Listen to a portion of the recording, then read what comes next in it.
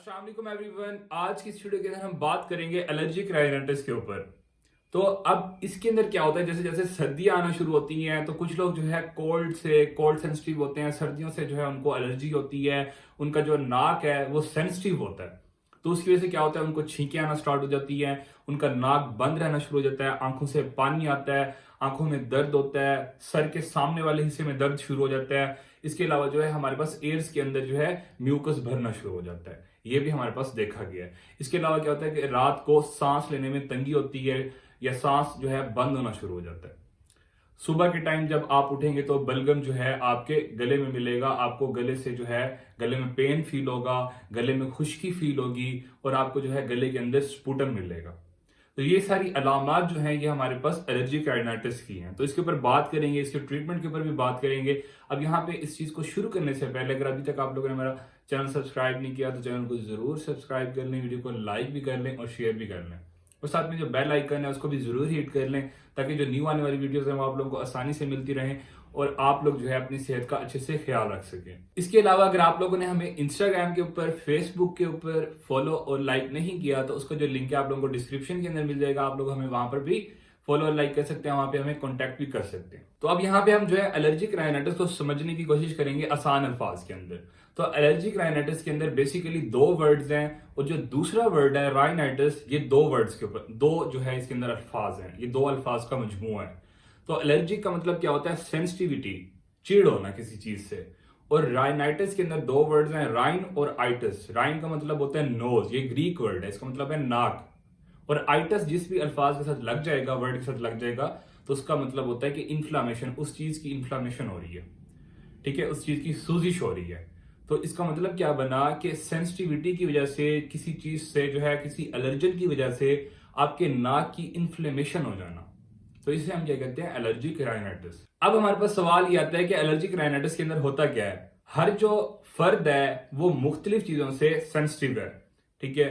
उसका नाक जो है मुख्तलिफ चीजों से सेंसिटिव हो सकता है। किसी को कोल्ड सेंसिटिविटी होती है, किसी को कोल्ड से, सर्दी से एलर्जी होती है, किसी को बहुत ज्यादा गर्म से, सूरज में आने से एलर्जी होती है, छींके स्टार्ट हो जाते हैं, किसी को स्पाइसेस, मसालों से एलर्जी होती है, किसी को जो है गंध से, या फिर किसी को जो है स्मेल से, परफ्यूम से एलर्जी होती है, किसी को जो है डस्ट एलर्जी होती है, किसी को जो है हमारे पास पिजन्स जो रखे होते हैं घर के अंदर, जो पैरट्स रखे होते हैं, पिजन्स रखे होते हैं, ये जो परिंदे रखे होते हैं उससे एलर्जी होती है, पेट से किसी को एलर्जी होती है, कारपेट की एलर्जी हो सकती है।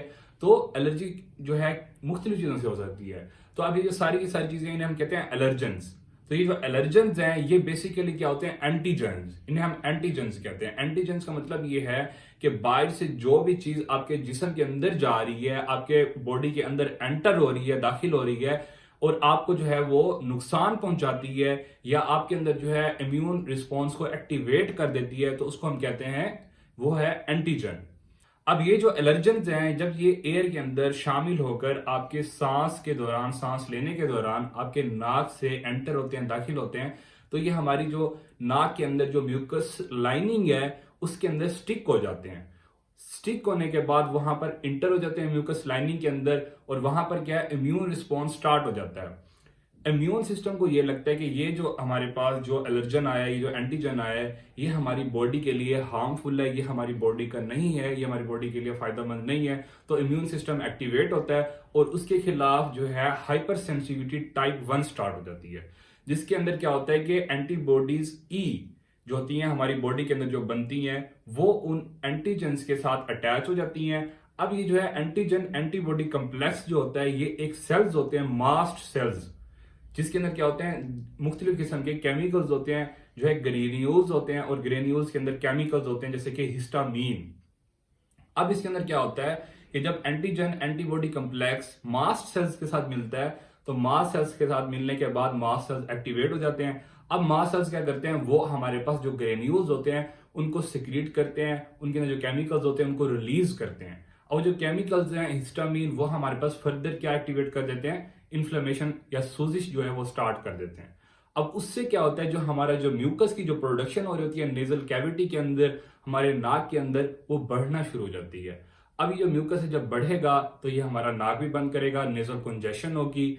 रात के टाइम सोने के दौरान क्या होगा कि जो नजला है वो आपके पीछे गले में गिरेगा और सुबह के टाइम आपको जो है आपको गले के अंदर जो है खुश्की मिलेगी और बलगम जो है फंसा हुआ मिलेगा। आप जब गर्म पानी से, नीम गर्म पानी से गरारे करेंगे या जो है कूला करेंगे तो उससे क्या होगा, आपका जो बलगम है वो साफ हो जाएगा। तो ये हमारे पास अलामत हैं और ये जो है हमारे पास क्या होता है इस चीज के अंदर। अब नेक्स्ट हम बात करेंगे हमारे पास जो एलर्जिक राइनाइटिस है, इसके जो ट्रीटमेंट है वो क्या हो सकता है। तो ट्रीटमेंट के अंदर बेसिकली दो चीजें आती हैं, एक आता है प्रिवेंशन, दूसरा आता है हमारे पास ट्रीटमेंट इटसेल्फ। प्रिवेंशन के अंदर क्या है कि आप लोग जो है इस चीज से बचेंगे। दो तरह की जो है एलर्जीज होती हैं, एक सीजनल होती है और दूसरा क्या होती है, पेरिनियल होती है। पेरिनियल का मतलब ये होता है कि जो पूरा पूरा साल रहे, जो है काफी लंबे अरसे तक रहे। सीजनल के अंदर क्या होता है कि जो खास किस्म के मौसम के अंदर लोगों को जो है मुख्तलिफ अफराद को खास किस्म के मौसम के अंदर, जैसे सर्दी के अंदर या फुल गर्मी के अंदर या बहार के अंदर, खिजां के अंदर उनको एलर्जी जो है स्टार्ट हो जाती है। तो इसके अंदर क्या होता है कि अगर सीजनल है तो उसका जो ट्रीटमेंट होता है वो इजी होता है कि आप लोग जो है, जैसे सर्दियां आ रही हैं तो सर्दियों के अंदर जो है अपना नाक जो है ढांप के रखेंगे, अपना जो है नाक का ख्याल रखेंगे, सर्दी से बचने की कोशिश करेंगे। जो पेरिनियल होती है इसके अंदर क्या होता है कि मेडिसिन जो होती हैं, जो टैबलेट्स होती हैं, जो हमारे पास जो इसके अलावा हमारे पास स्प्रेज होते हैं, नेजल स्प्रे होते हैं, उनको जो है फिर कुछ अरसे के लिए इस्तेमाल करना होता है और उस जो हमारे पास एलर्जी है उसको कम करने की कोशिश की जाती है। तो अब यहाँ पे क्या होता है कि हम जो है ट्रीटमेंट के ऊपर बात करेंगे। ट्रीटमेंट के अंदर क्या होता है कि हमारे पास जो मेडिसिन आती हैं उसके अंदर हम एंटीहिस्टामिन यूज करते हैं, कॉर्टिकोस्टेरॉइड यूज किए जाते हैं, या इसके अलावा जो है एंटी एलर्जिक जो है हमारे पास ड्रग्स यूज की जाती हैं। जैसे कि हमारे पास सॉफ्टिन के नाम से एक जो है टैबलेट आती है, 10 मिलीग्राम की एक गोली रात के टाइम आप लेकर सो सकते हैं, ये इस्तेमाल की जाती है। इसके अलावा हमारे पास जो नेजल स्प्रे हैं वो यूज किए जाते हैं। इसके अलावा नेजल स्प्रे के अंदर हमारे पास बैक्लोमेथासिन जो है हमारे पास एक स्प्रे होता है, वो यूज कर सकते हैं जो है दिन में 2 मरतबा, सुबह और शाम। ठीक है, दो मरतबा सुबह और 2 मरतबा शाम के टाइम ये यूज किया जा सकता है। इसके अलावा हमारे पास जो है ब्यूडिसनाइड के नाम से एक हमारे पास स्प्रे आता है, वो यूज किया जा सकता है। ये नेजल स्प्रे जो होते हैं इसके अंदर स्टीरॉइड्स होते हैं, बाजुकात जो है हमारे पास इसके अंदर जो हमारे पास होता है वो सोडियम क्रोमोग्लाइकेट का स्प्रे भी हो सकता है, तो ये भी यूज किया जा सकता है। तो जो नेजल स्प्रे है वो एक नेसेसरी चीज है। अब डॉक्टर क्या करता है कि आपको जब नेजल स्प्रे रिकमेंड करता है तो लोग जो है वो यूजुअली क्या होता है, थोड़ा सा महंगा आता है, तो जो लोग नहीं अफोर्ड कर सकते तो वो उसको नहीं लेते और फिर बाद में वो शिकायत करते हैं कि हमारी एलर्जी जो है वो ठीक नहीं हो रही। तो वो जो है आम जो डॉक्टर्स हैं, जो नीम हकीम है, ठीक है, उनके पास जाते हैं तो वो एंटीबायोटिक स्टार्ट करवा देते हैं। ठीक है, तो उससे कुछ भी नहीं होता, उससे उल्टा नुकसान होता है। ठीक है, तो एंटीबायोटिक्स ऐसे इस्तेमाल नहीं करनी चाहिए, उसके नुकसानात भी होते हैं अगर बगैर जरूरत इस्तेमाल करेंगे। तो आप लोग जो है अपनी सेहत का अच्छे से ख्याल रखें। जो मेडिसिन हैं वो मैं शेयर कर दूंगा, यहाँ पे नेजल स्प्रे भी शेयर कर दूंगा और टैबलेट भी शेयर कर दूंगा। तो आप लोग जो है इसके बाद अपने जो डॉक्टर हैं उनसे कंसल्ट करने के बाद जो है अपनी जो मेडिसिन है उनको कंटिन्यू कर सकते हैं। Thank you so much for watching my video. इंशाल्लाह मिलते हैं नेक्स्ट वीडियो के अंदर, तब तक के लिए अल्लाह हाफिज।